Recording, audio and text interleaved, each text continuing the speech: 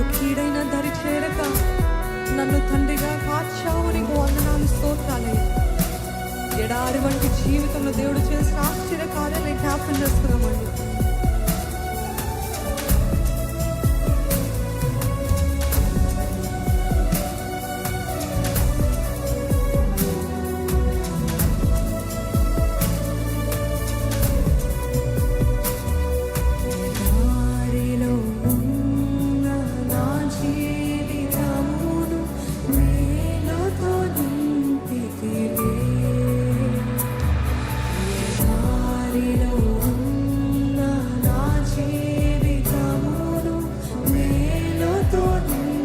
మేలుతోటి నింపడైంది, నోరు విప్పి చెప్దామా? ఎడారిలో నా జీవితమును మేలుతో నింపితివి. Thank you Jesus. ఎడారిలో నా జీవితమును మేలుతో నింపితివి. ఒక కీడైన దరి చేరక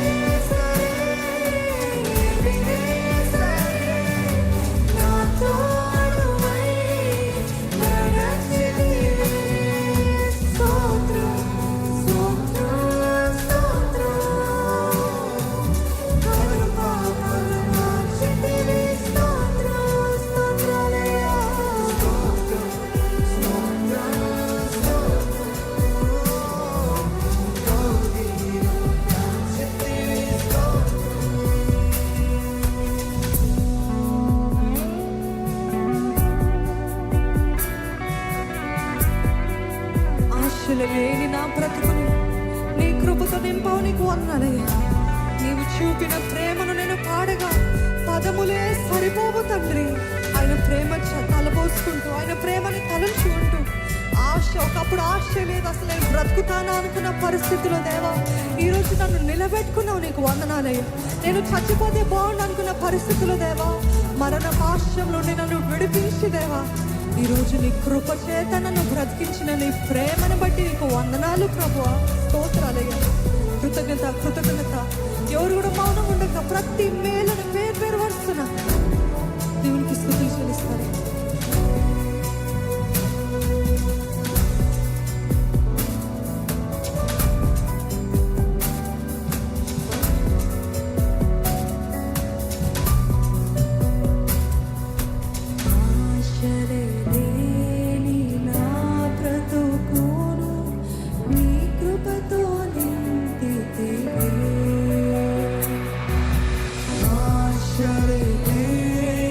నా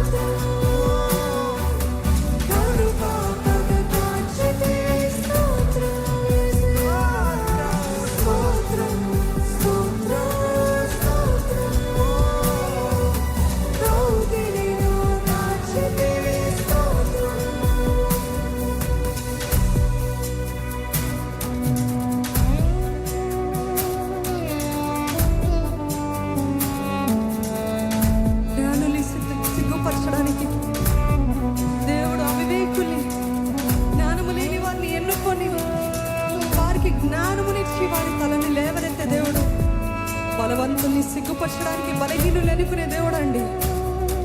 ఈరోజు దేవుని సన్నిధిలో మీరు అల్పముగా ఉండొచ్చేమో, అల్పులుగా కనబడచ్చేమో, నాకు చాత కాదనుకున్న పరిస్థితుల్లో ఉన్నారేమో. కానీ దేవుడు ఆ రోజు గిద్యోని పిలుస్తున్నట్టు పరాక్రమము కలిగిన బలాఢ్యుడా అని దేవుడు నిన్ను పిలుస్తున్నాడు, మిమ్మల్ని పిలుస్తున్నాడు. నిన్ను నీవు చిన్న చూపు చూసుకుంటున్నావేమో, కానీ దేవుని దృష్టిని ఎదుట వేరుగా ఉంది. పరాక్రమం కలిగిన బలాఢ్యుడా అని నేను పిలుస్తున్నాడండి. He sees you differently. He sees you strong. He sees you as an overcomer. He sees you victorious. దేవుడు చూసినట్టు మీరు చూసుకోగలుగుతారా? మీ దృష్టిని మార్చుకోగలుగుతారా? నేను ఎంతసేపు బలహీనుడిని, జ్ఞానము లేని వాడిని అనుకోవడం కాదు.